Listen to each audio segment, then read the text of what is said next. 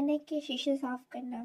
اگر اینک کے شیشے پر داغ پڑ جائے تو بھجا ہوا چونا یا چاک پانی میں بھگو کر اس پانی سے ٹینک کے شیشے صاف کریں۔ ٹینک کے شیشے چمک اٹھیں گے۔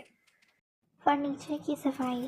لکڑی کے فرنیچر پر کسی قسم کی خراشی یا لکیریں پڑ جائیں تو ان کو مٹانے کے لیے ٹیچر آیوڈین پر لگا کر ملنے سے لکیریں مٹ جائیں گی اور فرنیچر بالکل نیا معلوم ہونے لگے گا۔ فرنیچر کی دیمک سے حفاظت۔ فرنیچر کو دیمک سے محفوظ رکھنے کے لیے کمرے کو بند کر کے گندھک جلا کر اس کا دھواں دیا جائے۔ وہاں جس قدر کیڑے ہوں گے وہ فوراً ختم ہو جائیں۔ اس کے علاوہ وہاں مچھر اور مکھیاں بھی باقی نہ رہیں گی۔